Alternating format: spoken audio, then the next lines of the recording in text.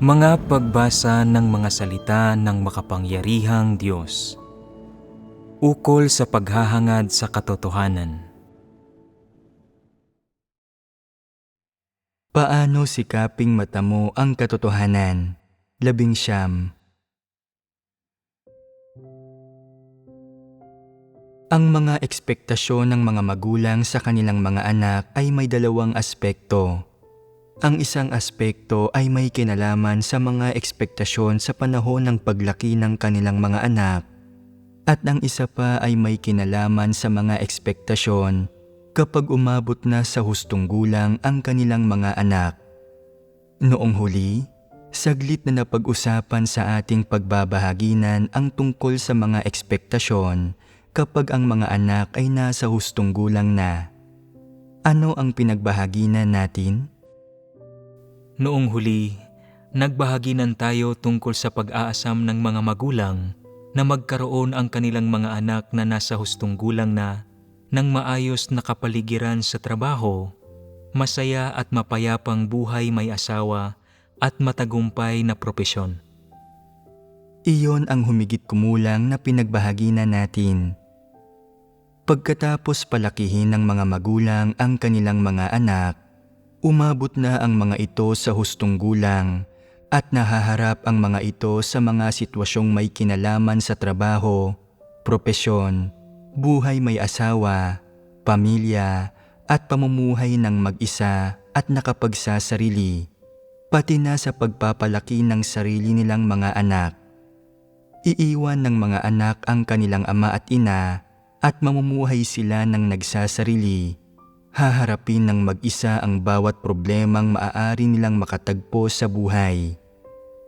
Dahil malaki na ngayon ang kanilang mga anak, wala ng responsibilidad ang mga magulang na alagaan ang pisikal na kalusugan ng kanilang mga anak o na direktang makialam sa buhay, trabaho, buhay may asawa at pamilya ng mga ito at iba pa. Siyempre, dahil sa emosyonal at pampamilyang ugnayan, maaaring mag-alok ang mga magulang ng mababaw na pag-aalaga, magbigay ng payo paminsan-minsan at magbigay din ng ilang mungkahi o tulong mula sa posisyon ng isang taong may karanasan o pansamantalang magbigay ng kinakailangang pag-aalaga. Sa madaling salita, sa sandaling umabot na sa hustong gulang ang mga anak, natupad na ng mga magulang ang karamihan sa kanilang mga responsibilidad sa kanilang mga anak.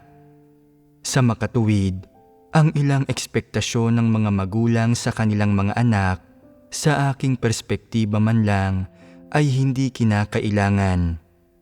Bakit hindi kinakailangan ang mga ito? Dahil anuman ang inaasahan ng mga magulang na mangyari sa kanilang mga anak, kung anong uri man ng buhay may asawa, pamilya, trabaho o propesyon ang inaasahan nilang magkakaroon ang mga ito, kung ang mga ito ba ay magiging mayaman o mahirap o anuman ang ekspektasyon ng mga magulang, ang mga ito ay walang iba kundi mga ekspektasyon lamang at bilang mga nasa hustong gulang na, sa huli, ang buhay ng kanilang mga anak ay nasa sarili ng mga kamay ng mga ito.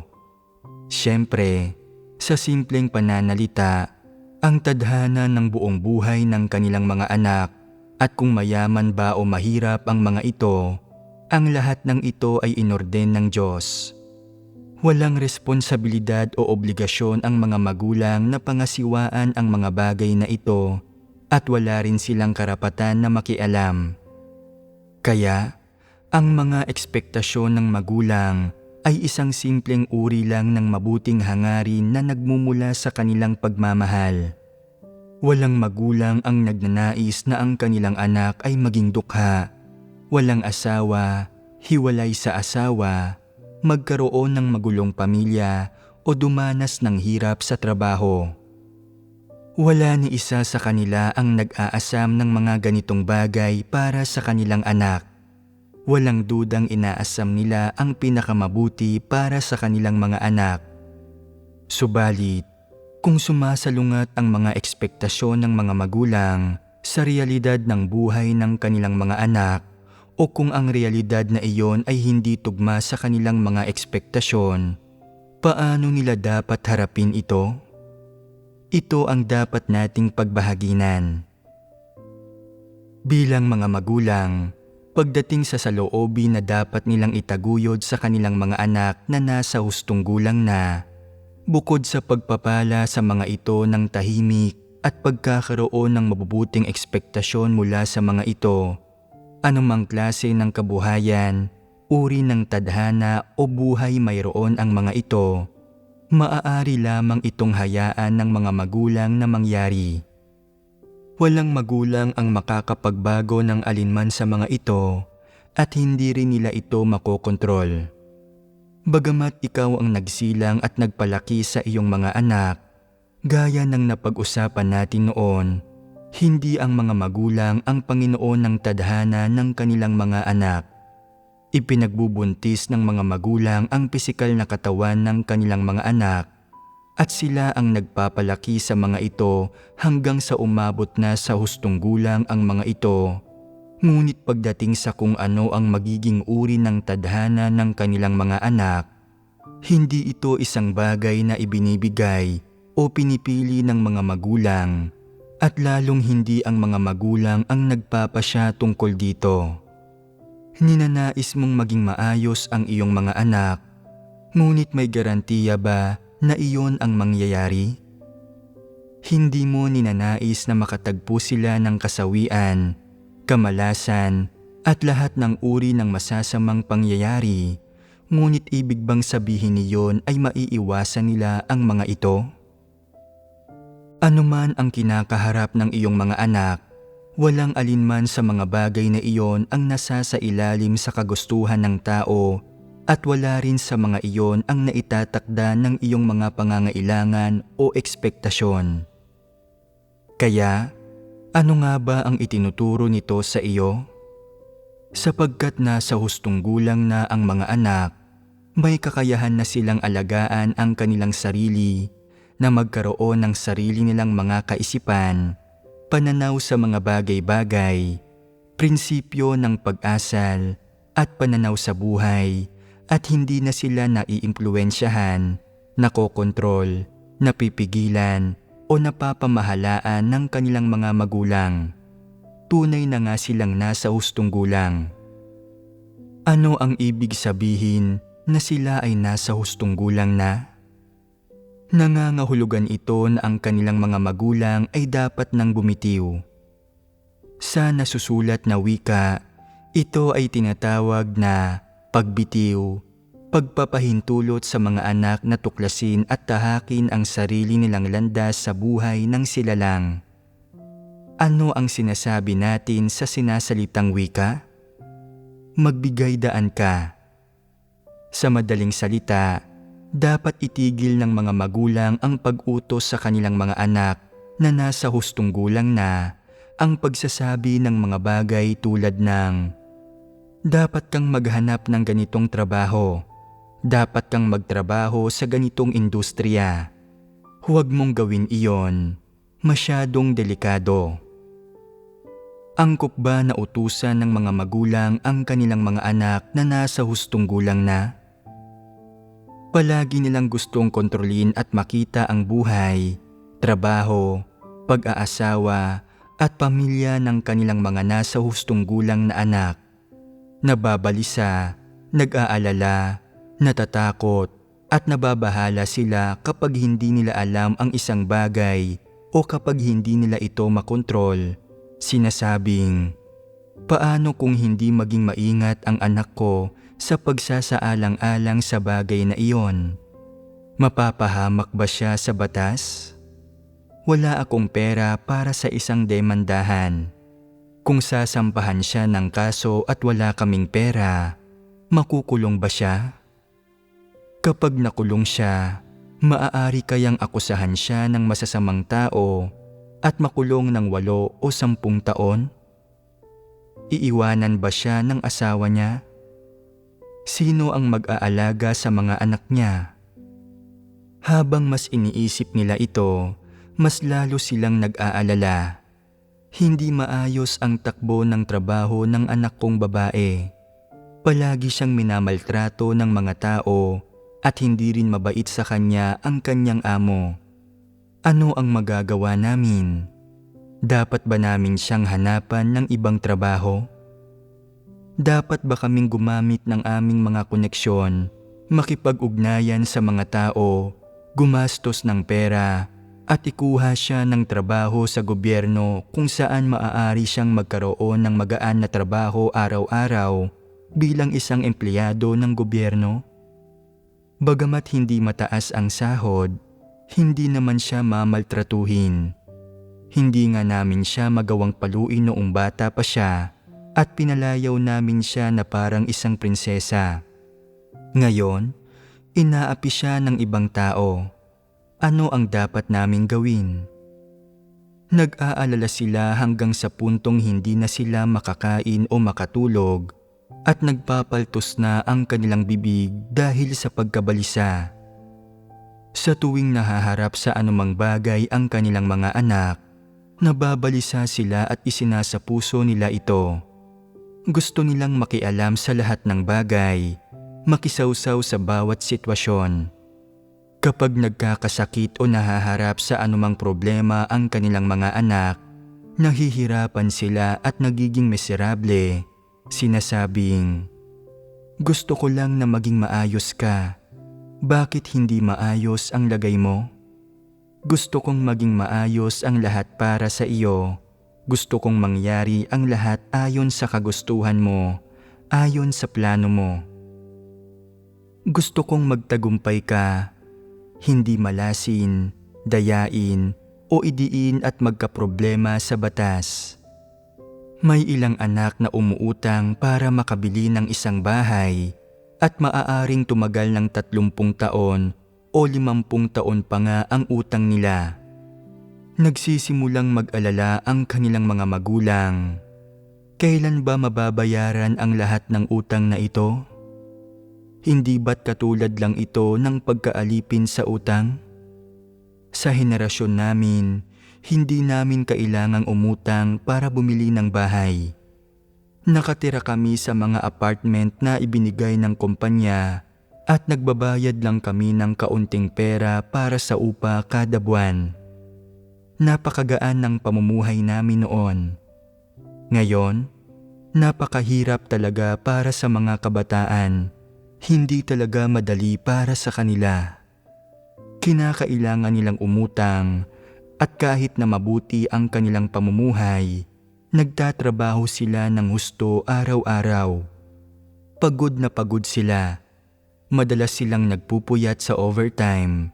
Hindi regular ang kanilang oras ng pagkain at pagtulog at palagi silang kumakain ng mga pagkaing binili sa labas. Nagdurusa ang kanilang mga tiyan at gayon din ang kalusugan nila. Kailangan kong magluto para sa kanila at maglinis ng kanilang tirahan. Kailangang ako na ang mag-ayos para sa kanila dahil wala silang oras. Magulo ang buhay nila. Matanda na ako ngayon at mahihina na ang mga buto ko at hindi na ako gaanong makakagawa ng maraming bagay, kaya magiging kasambahay na lang nila ako. Kung kukuha sila ng totoong kasambahay, kakailanganin pa nilang gumastos at baka hindi pa mapagkakatiwalaan ang mga iyon. Kaya, ako na lang ang magiging kasambahay nila nang walang bayad.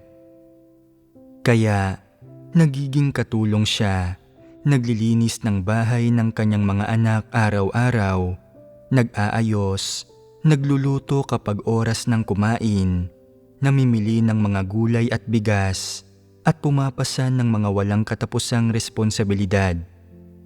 Mula sa pagiging isang magulang, ngayon ay isa na siyang matandang katulong, isang kasambahay.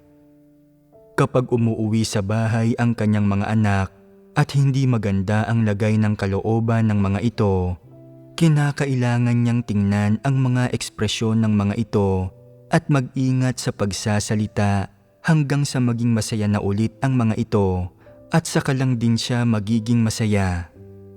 Masaya siya kapag masaya ang kanyang mga anak at nag-aalala siya kapag nag-aalala ang kanyang mga anak. May halaga ba ang paraang ito ng pamumuhay?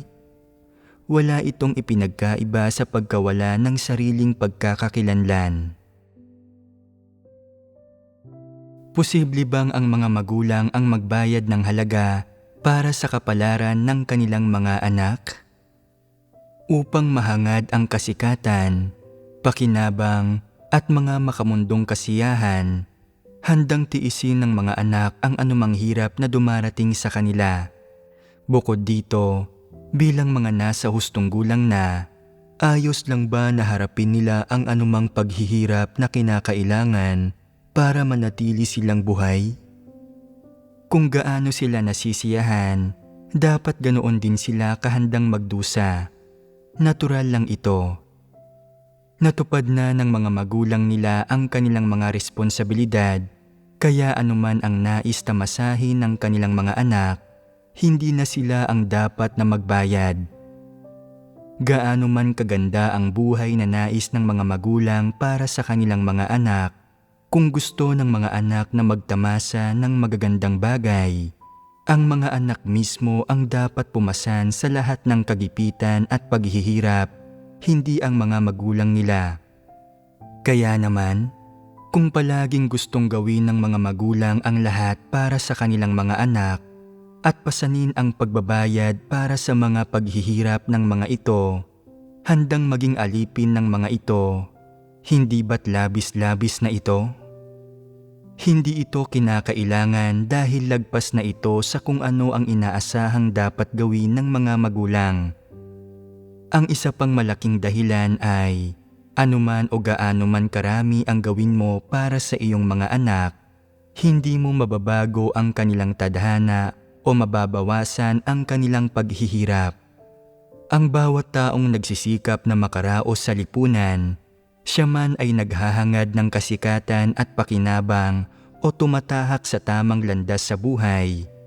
Bilang isang taong nasa hustong gulang na, dapat niyang akuin ang responsibilidad para sa sarili niyang mga ninanais at mithiin, at dapat siya ang magbayad para sa sarili niya. Walang sino man ang dapat umako ng anuman para sa kanya, kahit ang kanyang mga magulang, ang mga taong nagsilang at nagpalaki sa kanya, ang mga taong pinakamalapit sa kanya, ay hindi obligadong magbayad para sa kanya o makibahagi sa kanyang paghihirap. Ang mga magulang ay walang ipinagkakaiba sa aspektong ito dahil hindi nila mababago ang anuman. Kaya, ang anumang gawin mo para sa iyong mga anak ay walang saysay. Dahil wala itong saysay, dapat mo nang isuko ang paraang ito ng pagkilos.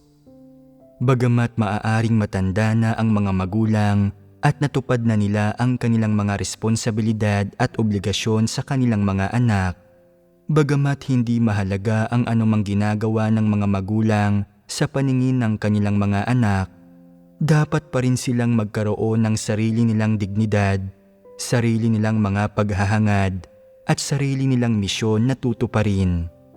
Bilang isang taong sumasampalataya sa Diyos at naghahangad sa katotohanan at kaligtasan, ang natitirang enerhiya at oras sa buhay mo ay dapat igugol sa pagganap ng iyong tungkulin at sa anumang ipinagkatiwala sa iyo ng Diyos.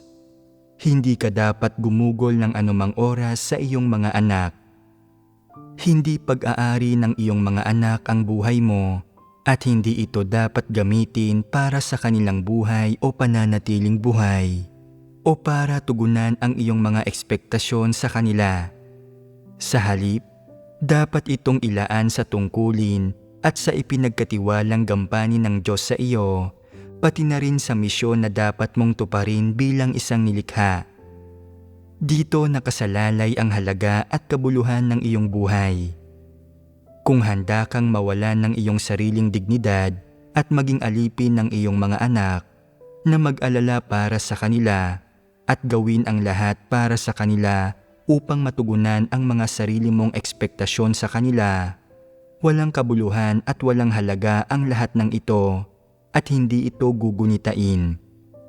Kung magpapatuloy kang gawin ito at hindi mo bibitiwan ang mga ideya at kilos na ito, nangangahulugan lamang ito na hindi ka isang taong naghahangad sa katotohanan, na hindi ka isang kwalipikadong nilikha at nalabis kang mapaghimagsik. Hindi mo iniingatan ang buhay o ang oras na ibinigay sa iyo ng Diyos.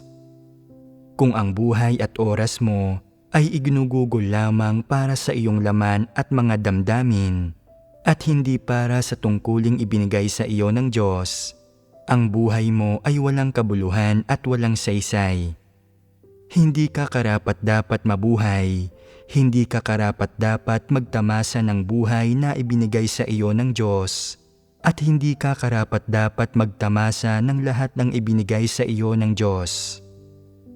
Binigyan ka ng Diyos ng mga anak para lang matamasa mo ang proseso ng pagpapalaki sa kanila, para magkamit ka ng karanasan at kaalaman sa buhay mula rito bilang isang magulang, para iparanas sa iyo ang isang bagay na espesyal at pambihira sa buhay ng tao, at pagkatapos, para hayaan ang iyong mga anak na dumami.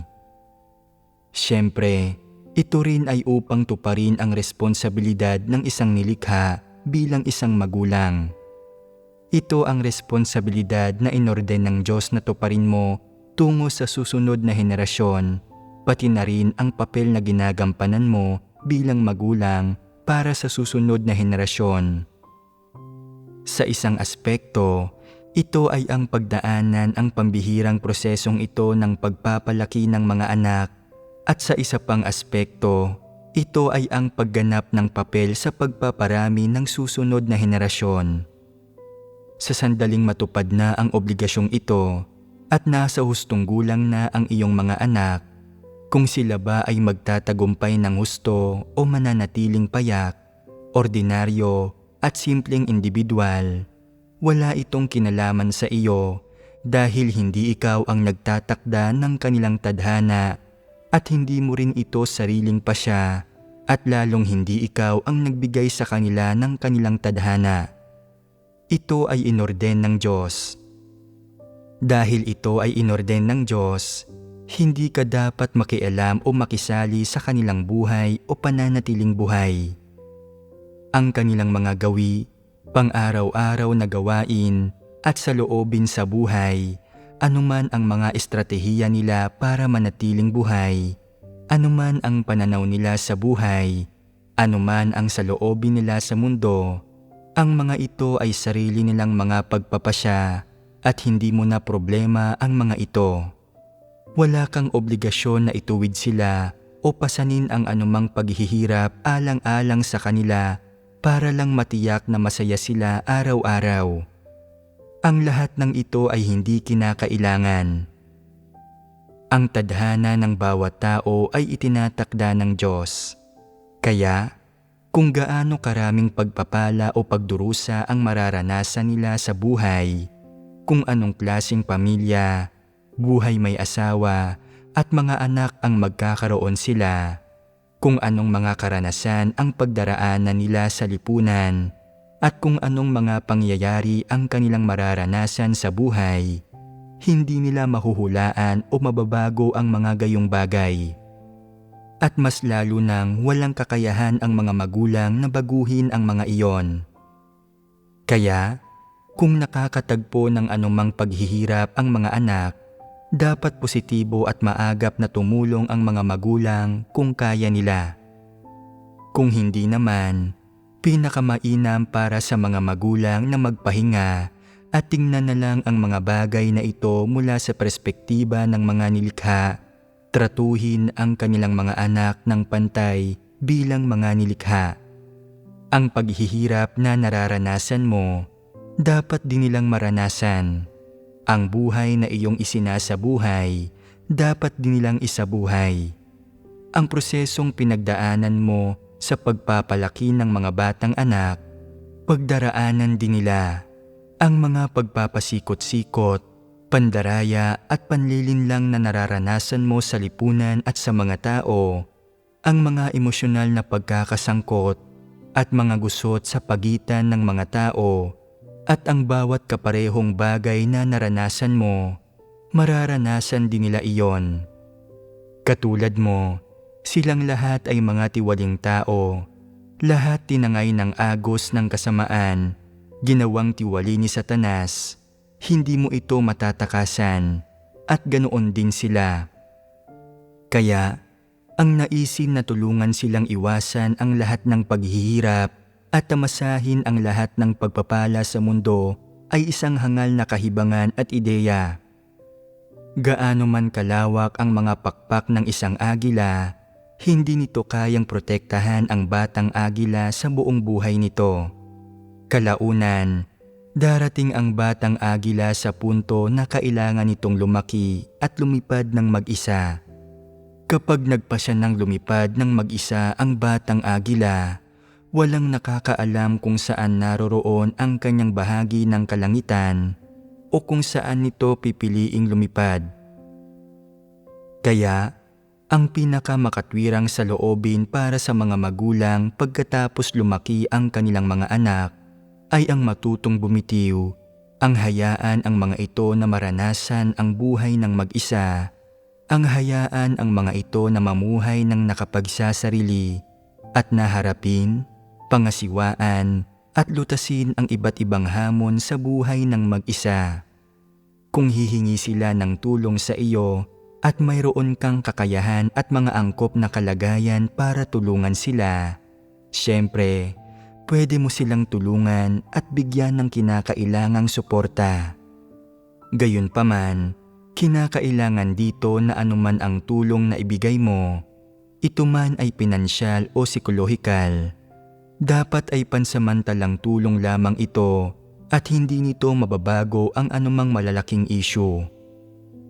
Kailangan nilang tahakin ang sarili nilang landas sa buhay at wala kang obligasyon na pasanin ang anuman sa kanilang mga gawain o kahihinatnan. Ito dapat ang saloobin ng mga magulang pagdating sa kanilang mga anak na nasa hustong gulang na. Matapos maunawaan ang saloobin na dapat taglayin ng mga magulang sa kanilang mga anak na nasa hustong gulang na, dapat din bang bitiwan ng mga magulang ang kanilang mga ekspektasyon sa mga anak nilang ito? May ilang mangmang na magulang na hindi nakakaunawa sa buhay o tadhana, hindi nila kinikilala ang kataas-taasang kapangyarihan ng Diyos at madalas silang gumagawa ng mga kamangmangan pagdating sa kanilang mga anak. Halimbawa, pagkatapos matutong magsarili ng kanilang mga anak, maaaring maharap ang mga ito sa ilang espesyal na sitwasyon, paghihirap o seryosong insidente. Ang ilan ay nagkakasakit, may ibang nasasangkot sa mga demanda, may nagdidiborsyo, may nalilinlang at nai-scam, at may iba pa na nakikidnap, napapahamak, nabubugbog ng husto o nahaharap sa kamatayan. May ilan pa nga na nalululong sa droga at iba pa. Ano ang dapat gawin ng mga magulang sa mga espesyal at mabibigat na sitwasyong ito? Ano ang karaniwang reaksyon ng karamihan sa mga magulang? Ginagawa ba nila ang nararapat nilang gawin bilang mga nilikha na may pagkakakilanlan bilang magulang? Napakadalang na makarinig ang mga magulang ng gayong balita at tumugon tulad ng gagawin nila kung nangyari ito sa isang estranghero. Karamihan sa mga magulang ay nagpupuyat hanggang sa mamuti ang kanilang buhok, hindi makatulog gabi-gabi, walang gana kumain sa araw, pinipiga ang utak nila sa kakaisip, at ang ilan ay mapait pa ngang tumatangis hanggang sa mamula ang kanilang mga mata at maubusan na sila ng luha.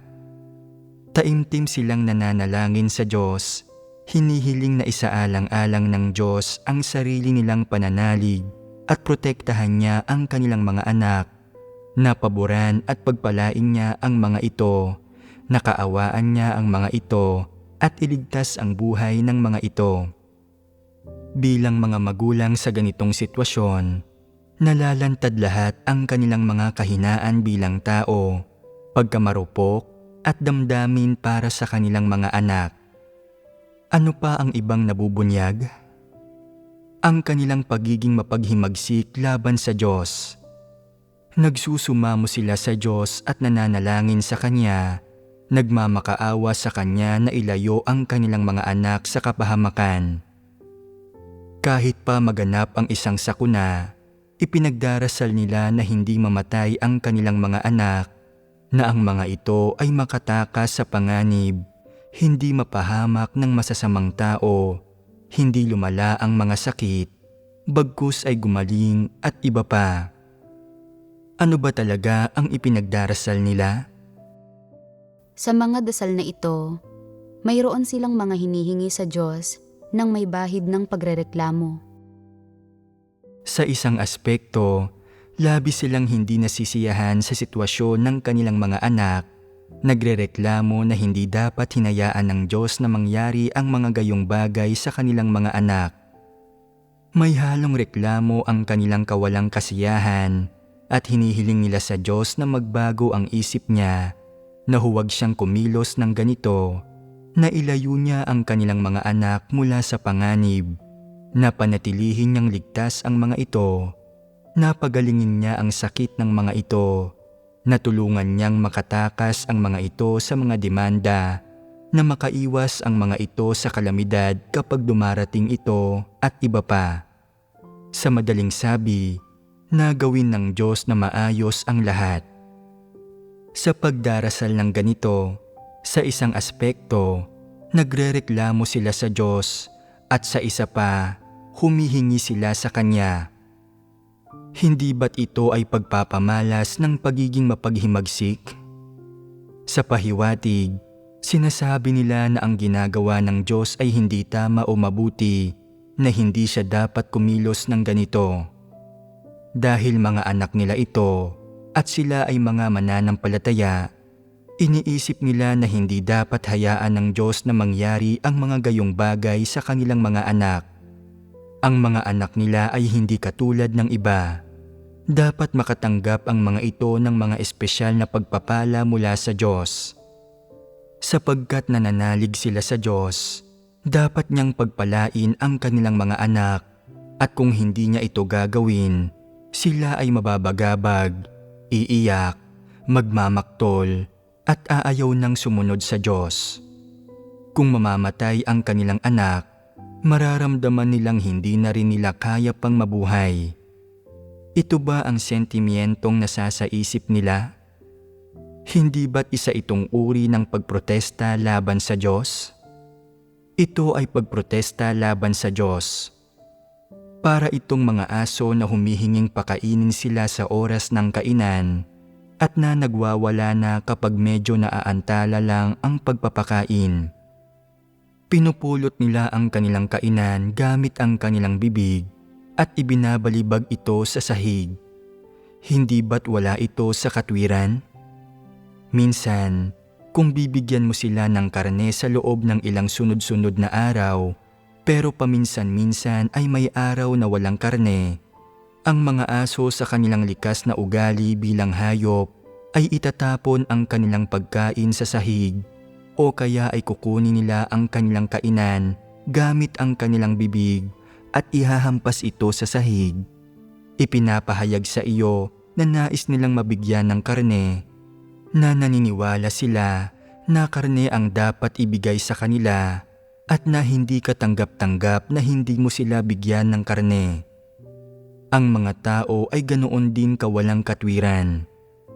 Kapag nahaharap sa mga problema ang kanilang mga anak, nagrereklamo sila sa Diyos, humihingi sa Kanya at nagpoprotesta laban sa Kanya. Hindi ba't halos katulad ito ng ugali ng mga hayop? Hindi naiintindihan ng mga hayop ang katotohanan o ang mga di umano'y doktrina ng mga tao at mga damdamin ng tao. Kapag nagwawala o nagmamaktol sila, medyo mauunawaan pa iyon. Pero kapag ang mga tao ang nagpoprotesta laban sa Diyos sa ganitong paraan, makatwiran ba sila? Mapapatawad ba sila? Kung umaasal ng ganito ang mga hayop, maaaring sasabihin ng mga tao na talagang mainitin ang ulo ng maliit na hayop na ito. Marunong pa itong magprotesta. Ang talino naman. Tingin ko, hindi natin ito dapat maliitin. Natutuwa sila rito at iniisip nila na ang hayop na ito ay hindi basta-basta. Kaya naman, kapag nagwawala ang isang hayop, hinahangaan ito ng mga tao. Ngunit kung ang isang tao ang magpoprotesta laban sa Diyos, dapat bang tratuhin din siya ng Diyos ng ganoon at sabihing, malalaki ang hinihingi ng taong ito, hindi siya basta-basta. Hahangaan ka ba ng Diyos ng ganito? Kung gayon, paano itinuturing ng Diyos ang ganitong pag-uugali? Hindi ba't ito ay paghihimagsik?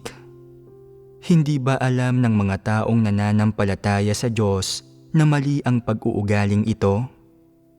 Hindi ba't matagal nang lumipas ang panahon nang ang pananampalataya ng isang tao sa Panginoon ay naghahatid ng mga pagpapala sa buong pamilya?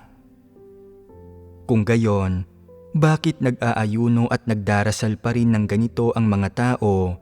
Walang kahihiyang nagsusumamo sa Diyos na protektahan at pagpalain ang kanilang mga anak. Bakit nangangahas pa rin silang magprotesta at makipaglaban sa Diyos, sinasabing, kung hindi ganito ang gagawin mo, patuloy akong magdarasal, mag-aayuno ako. Ano ang ibig sabihin ng pag-aayuno? Ito ay ang magprotesta sa pamamagitan ng pagpapakagutom, na ang ibig ding sabihin ay pagkilos ng walang kahihiyan at pagmamaktol. Kapag ang mga tao ay kumikilos ng walang kahihiyan sa harap ng ibang tao, maaaring nagdadabog sila, sinasabing, naku, wala na ang anak ko, ayaw ko nang mabuhay pa, hindi ko na kaya. Hindi nila ito ginagawa kapag nasa harap sila ng Diyos. Nagsasalita sila ng maayos, sinasabing, Diyos ko, nagmamakaawa po akong protektahan mo ang aking anak at pagalingin mo ang kanyang sakit. Diyos ko, ikaw ang dakilang manggagamot na nagliligtas sa mga tao. Kaya mong gawin ang lahat ng bagay. Nakikiusap po ako sa iyo na bantayan at protektahan siya. Ang iyong espiritu ay nasa lahat ng dako. Ikaw ay matuwid. Ikaw ay isang Diyos na nagpapakita ng awa sa mga tao. Inaalagaan at pinapahalagahan mo sila. Ano ang ibig sabihin nito? Walang mali sa sinasabi nila. Hindi lang ito ang tamang oras para sabihin ang mga bagay na iyon. Ang ipinapahiwatig niyon ay na kung hindi ililigtas ng Diyos ang iyong anak at poprotektahan ito, kung hindi tutuparin ng Diyos ang mga hiling mo, hindi siya isang mapagmahal na Diyos, wala siyang pagmamahal, hindi siya isang mahabaging Diyos at hindi siya Diyos. Hindi ba't ito ang nangyayari? Hindi ba't ito ay pagkilos ng walang kahihiyan? Dinadakila ba ng mga taong kumikilos ng walang kahihiyan ang Diyos? Mayroon ba silang may takot sa Diyos na puso? Ang mga taong kumikilos ng walang kahihiyan ay katulad lang ng mga taong may masasamang loob. Wala silang may takot sa Diyos na puso. Nangangahas silang makipaglaban at magprotesta laban sa Diyos at nakumilos pa nga ng hindi makatwiran. Hindi ba't kapareho lang ito ng paghahanap ng kamatayan? Bakit napaka-espesyal ng mga anak mo? Kapag pinapatnugutan at pinamumunuan ng Diyos ang kapalaran ng iba, iniisip mo na ayos lang ito basta't wala itong kinalaman sa iyo. Pero iniisip mo na hindi niya dapat mapamunuan ang kapalaran ng iyong mga anak? Sa mga mata ng Diyos, ang buong sangkatauhan ay nasa ilalim ng kanyang kataas-taasang kapangyarihan at walang makakatakas sa kataas-taasang kapangyarihan at mga pagsasaayos na itinatakda ng mga kamay ng Diyos. Bakit dapat maiba ang mga anak mo? Ang kataas-taasang kapangyarihan ng Diyos ay inorden at pinlano niya. Ayos lang ba na gustuhin mong baguhin ito? Hindi ito ayos lang. Kung gayon, ang mga tao ay hindi dapat gumawa ng mga kahangalan o mga hindi makatwirang bagay. Ang anumang ginagawa ng Diyos ay batay sa mga sanhi at epekto na mula sa mga nakaraang buhay. Ano ang kinalaman nito sa iyo? Kung lalabanan mo ang kataas-taasang kapangyarihan ng Diyos, naghahanap ka lang ng kamatayan. Kung ayaw mong maranasan ng iyong mga anak ang mga bagay na ito, iyon ay nagmumula sa pagmamahal, hindi sa katarungan, awa o kabaitan. Ito ay epekto lang ng iyong pagmamahal. Ang pagmamahal ang tagapagpahiwatig ng pagkamakasarili. Ang pagmamahal na iyon na nasa iyo ay hindi karapat-dapat na ipakita ni hindi mo ito mapangatwiranan sa iyong sarili. Gayunpaman, gusto mo pa rin itong gamitin para gibitin ang Diyos. May mga tao pa ngang nagsasabi na may sakit ang anak ko at kung mamamatay siya, hindi na ako mabubuhay. Talaga bang may lakas ng loob kang mamatay? Subukan mong mamatay kung gayon. Tunay ba ang pananalig ng mga gayong tao?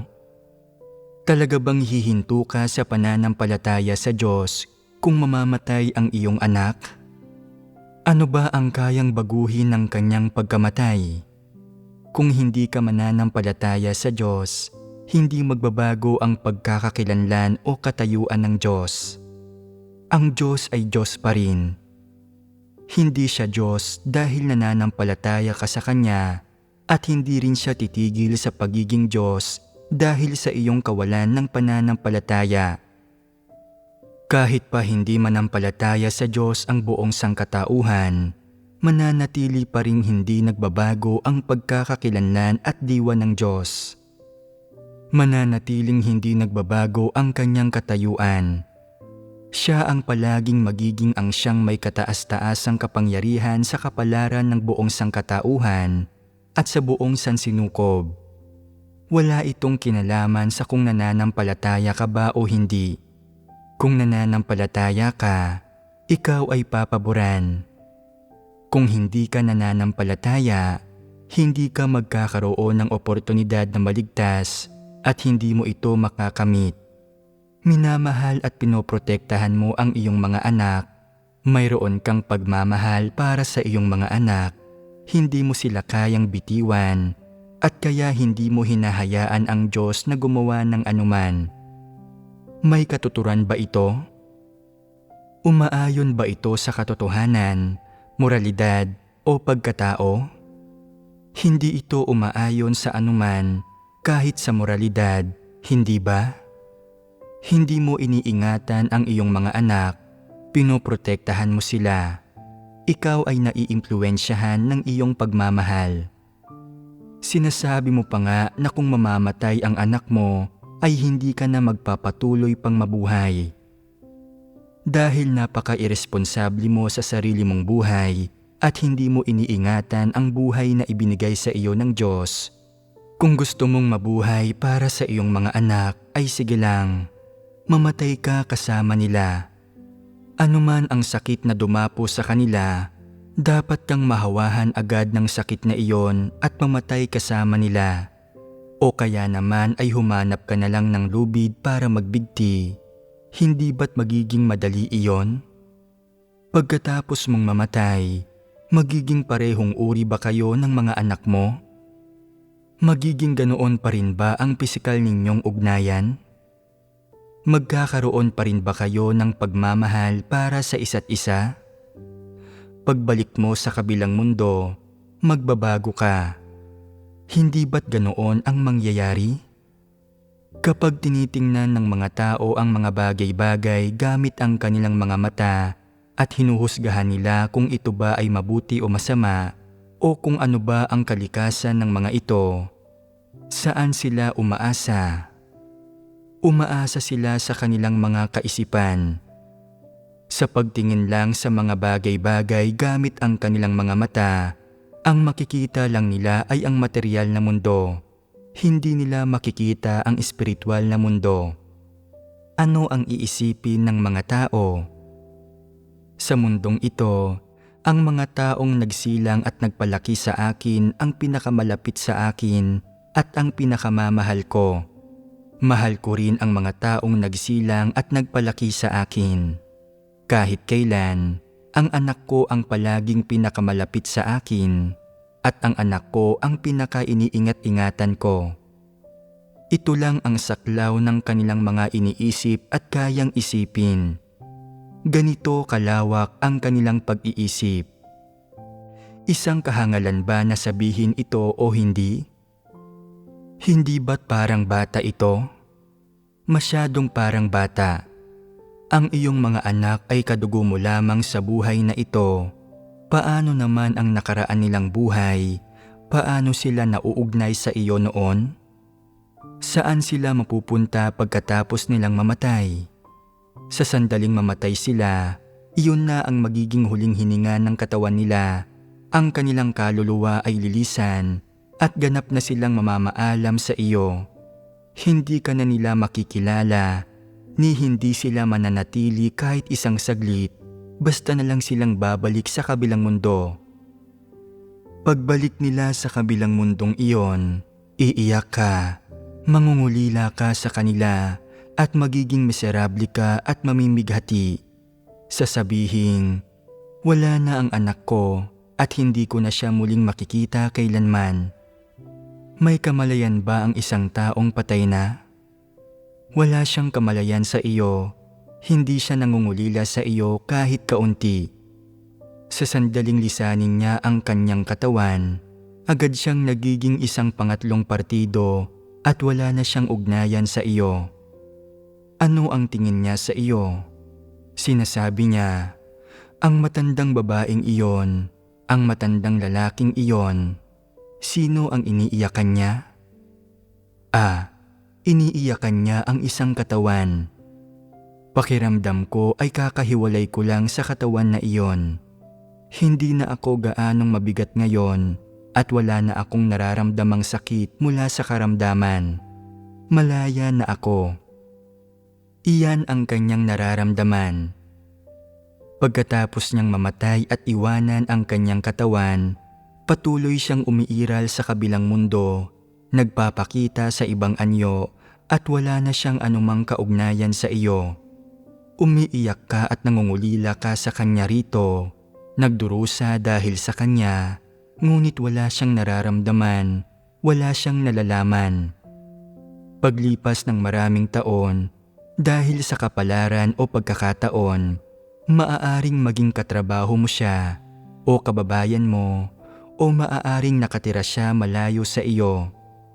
Bagamat namumuhay kayo sa iisang mundo, kayo ay magiging dalawang magkaibang tao na walang koneksyon sa isa't isa. Kahit pa may taong makakilala na siya ay si ganito at ganyan sa nakaraang buhay dahil sa mga espesyal na sitwasyon o dahil sa isang espesyal na sinabi, wala siyang mararamdaman kapag nakita ka niya at wala ka ring mararamdaman kapag nakita mo siya. Kahit siya pa ang anak mo sa nakaraang buhay, wala ka nang mararamdaman para sa kanya ngayon. Ang naiisip mo lang ay ang yumaong mong anak. Wala rin siyang nararamdaman para sa iyo. Mayroon na siyang sarili niyang mga magulang, sariling pamilya, at ibang apelyido. Wala siyang kaugnayan sa iyo. Pero naroroon ka pa rin na nangungulila sa kanya. Saan ka nangungulila? Nangungulila ka lamang sa pisikal na katawan at pangalan na minsang kadugo mo. Isa lang itong larawan, isang alaalang nananatili sa iyong mga kaisipan o utak. Wala itong tunay na halaga. Siya ay muling ipinanganak, naging isang tao o anumang iba pang buhay na nilalang. Wala siyang kaugnayan sa iyo. Sa makatuwid, kapag sinasabi ng ilang magulang na kung mamamatay ang anak ko, hindi na rin ako mabubuhay. Iyon ay sadyang kamangmangan. Umabot na sa katapusan ang buhay niya, pero bakit ka dapat tumigil na mabuhay? Bakit ka nagsasalita ng napaka-iresponsable? Natapos na ang kanyang buhay, winakasan na ito ng Diyos at mayroon na siyang ibang tungkulin. Ano ang pakialam mo roon? Kung mayroon ka ng ibang tungkulin, wawakasan na din ng Diyos ang buhay mo. Pero wala ka pang ibang tungkulin, kaya kailangan mong patuloy na mabuhay. Kung nais ng Diyos na mabuhay ka, hindi ka pwedeng mamatay. May kinalaman man ito sa mga magulang, anak, o sa sino mang iba pang kamag-anak o kadugo ng isang tao sa kanyang buhay. Pagdating sa pagmamahal, dapat may ganitong pananaw at pangunawa ang mga tao. Pagdating sa pagmamahal na umiiral sa pagitan ng mga tao, kung ito ay magkadugo, sapat na ang pagtupad sa responsibilidad. Maliban sa pagtupad sa kanilang mga responsibilidad, walang obligasyon o kakayahan ang mga tao na baguhin ang anumang bagay. Kaya, iresponsable para sa mga magulang na sabihin, kung wala na ang mga anak namin, kung kailangan naming mga magulang na ilibing ang sarili naming mga anak, ayaw na naming mabuhay pa. Kung talagang ililibing ang mga anak ng kanilang mga magulang, masasabi lang na ganoon lang kahaba ang panahon nila sa mundong ito at kailangan na nilang lumisan. Pero nandito pa rin ang kanilang mga magulang, kaya't dapat pa ring patuloy na mamuhay ng maayos ang mga magulang na ito. Siyempre, ayon sa kanilang pagkatao, normal lang para sa mga tao na isipin ang kanilang mga anak, ngunit hindi nila dapat sayangin ang natitira nilang oras sa pangungulila sa kanilang mga yumaong anak. Ito ay kahangalan. Kaya, sa pagharap sa usaping ito, sa isang aspekto, dapat maging responsable ang mga tao sa kanilang sariling buhay at sa isa pang aspekto, dapat nilang lubusang maunawaan ang mga ugnayang pampamilya. Ang tunay na relasyon sa pagitan ng mga tao ay hindi nakabatay sa mga ugnayan sa laman at dugo, bagkus ito ay isang relasyon sa pagitan ng isang buhay na nilalang at ng isa pang nilikha ng Diyos. Ang ganitong uri ng relasyon ay walang mga ugnayan sa dugo at laman. Ito ay sa pagitan lamang ng dalawang buhay na nilalang. Kung iisipin mo ito mula sa ganitong anggulo, bilang mga magulang, kapag ang inyong mga anak ay minamalas na magkasakit o kapag nanganganib ang kanilang buhay, dapat ninyong harapin ng tama ang mga usaping ito. Hindi ninyo dapat isuko ang inyong natitirang oras, ang landas na dapat ninyong tahakin, o ang mga responsibilidad at obligasyon na dapat ninyong tuparin dahil lang sa mga kasawian o sa pagpanaw ng inyong mga anak. Dapat ninyong harapin ng tama ang bagay na ito. Kung tama ang iyong mga kaisipan at pananaw at malinaw mong nauunawaan ang mga bagay na ito, mabilis mong malalampasan ang paghihinagpis, pagdadalamhati, at pangungulila. Ngunit paano kung hindi mo malinaw na maunawaan ang mga ito? Kung magkagayon, maaaring maglagi ito sa iyo habang nabubuhay ka hanggang sa araw ng iyong kamatayan. Gayunpaman, kung malinaw mong nauunawaan ang sitwasyong ito, magkakaroon ng hangganan ang panahong ito ng buhay mo. Hindi ito magtatagal magpakailanman, hindi ka rin ito sasamahan sa huling bahagi ng buhay mo. Kung malinaw mo itong nauunawaan, mabibitiwan mo ito ng kaunti na isang mabuting bagay para sa iyo. Ngunit kung hindi mo malinaw na nauunawaan ang mga ugnayang pampamilya ninyo ng iyong mga anak, hindi mo magagawang bumitiw at magiging napakahirap nito para sa iyo. Walang magulang ang walang nararamdaman kapag namatay ang kanyang mga anak. Kapag naranasan ng sino mang magulang na ilibing ang kanyang mga anak, o kapag nasaksihan niyang nasa isang hindi magandang sitwasyon ang kanyang mga anak, gugugulin niya ang buong buhay niya sa kakaisip at pag-aalala tungkol sa mga ito nang nakakulong sa pasakit. Walang makakatakas dito. Isa itong peklat at isang hindi nabuburang marka sa kaluluwa. Hindi madali para sa mga tao na bitiwan ang emosyonal na koneksyong ito habang namumuhay sa laman, kaya't nagdurusa sila dahil dito. Gayunpaman, kung malinaw mong nauunawaan ang emosyonal na koneksyong ito sa iyong mga anak, hindi na ito gaanong magiging mabigat. Siyempre, gagaan ang pagdurusa mo. Imposibleng ganap kang hindi magdurusa, pero labis na mababawasan ang iyong paghihirap. Kung hindi mo ito malinaw na mauunawaan, labis kang mahihirapan sa usaping ito. Ngunit kung malinaw mo itong mauunawaan, ito ay magiging isang espesyal na karanasan na nagdulot ng matinding emosyonal na trauma na magbibigay sa iyo ng mas malalim na pagpapahalaga at pagkaunawa sa buhay, sa mga ugnayang pampamilya at pagkatao, at na magpapayaman sa iyong karanasan sa buhay. Siyempre, ang partikular na pagpapayaman na ito ay isang bagay na hindi gustong taglayin o masumpungan ninuman. Walang may gustong maharap dito, subalit kung lilitaw ang usaping ito, kailangan mo itong harapin ng tama. Upang maiwasan ang kalupitan sa iyong sarili, dapat mong bitiwan ang mga dati mong pinanghahawakan na tradisyonal, bulok at maling kaisipan at pananaw. Dapat mong harapin ng tama ang iyong mga kaugnayang emosyonal at sa dugo at tratuhin ng tama ang pagpanaw ng iyong mga anak. Sa sandaling tunay mo itong maintindihan, magagawa mo itong bitiwan ng tuluyan at hindi ka na pahihirapan ng usaping ito. Nauunawaan mo ako, hindi ba? Sinasabi ng ilang tao na ang mga anak ay mga kapaki-pakinabang na bagay na ibinibigay ng Diyos sa mga magulang, kaya sila ay para ng pribadong pag-aari ng mga magulang. Tama ba ang pahayag na ito? Pagkarinig ng ilang magulang dito, sinasabi nila, tama ang pahayag na ito. Wala na kaming iba pang pag-aari kundi ang mga anak namin na sarili naming laman at dugo. Sila ang pinakamamahal namin. Tama ba ang pahayag na ito? Hindi. Ano ang mali rito? Pakipaliwanag ng inyong pangangatwiran.